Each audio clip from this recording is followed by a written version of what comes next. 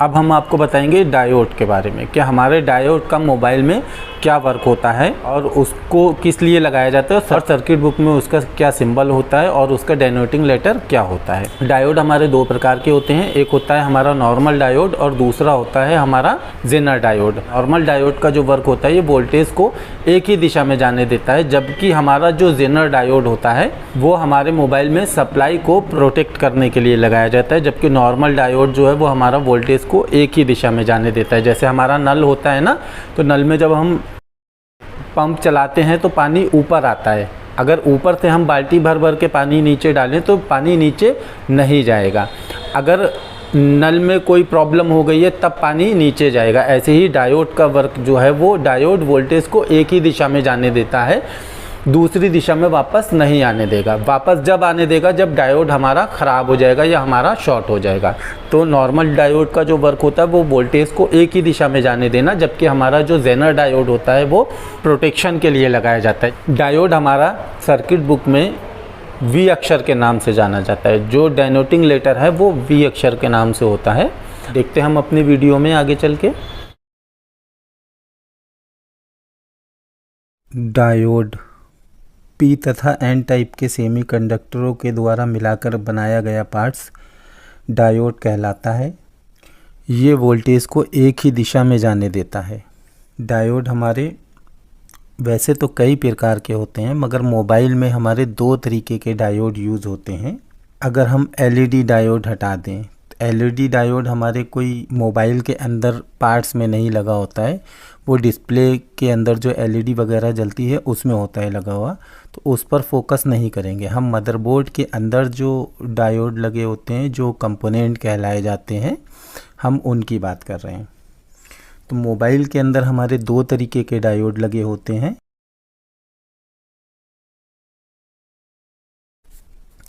एक होता है हमारा नॉर्मल डायोड, जिसका सिंबल जो है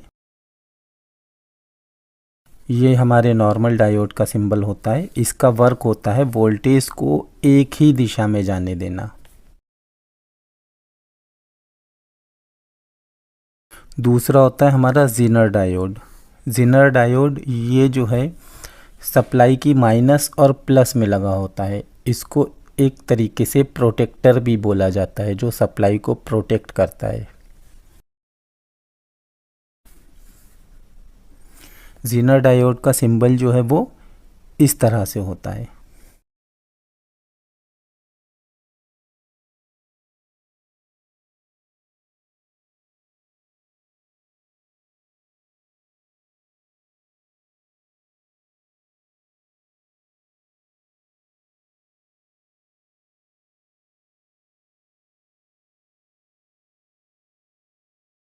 अब हम नॉर्मल डायोड को कुछ इस तरीके से समझ लेते हैं कि चार्जिंग कनेक्टर से इसका पॉजिटिव सिरा जो है डायोड की नेगेटिव साइड पर गया है और डायोड की पॉजिटिव साइड से सप्लाई जो है वो बैटरी कनेक्टर के पॉजिटिव साइड पर आ रही है।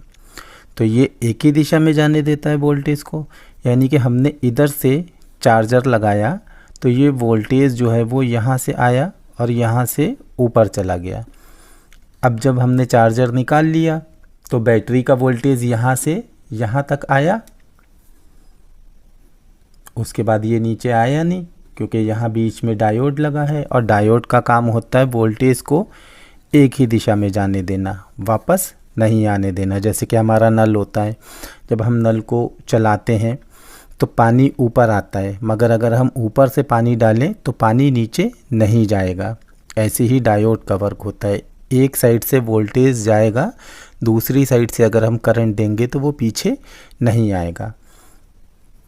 तो नॉर्मल जो डायोड का काम होता है वो वोल्टेज को एक ही दिशा में जाने देना, यानी कि करंट को आगे जाने देगा। अगर आगे से करंट कोई पीछे वापस देते हैं तो वो नहीं आने देगा। वो किस कंडीशन में आएगा? जब डायोड शॉर्ट हो जाएगा, उस कंडीशन में वो दोनों साइड से करंट, एक इधर भी साइड से करंट वापस भेजेगा और उधर से भी करंट को वापस भेजेगा। अगर डायोड सही है तो वो एक ही दिशा में करंट को, यानी कि एक साइड से तो करंट पास करेगा, है ना, और अगर ऊपर से करंट देते हैं तो वापस नीचे नहीं आने देगा।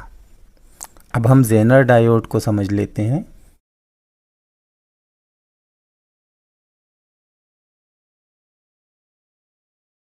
अब अगर यहाँ हम देखेंगे तो हमारी एक नेगेटिव सप्लाई है माइनस और दूसरी पॉजिटिव सप्लाई है प्लस।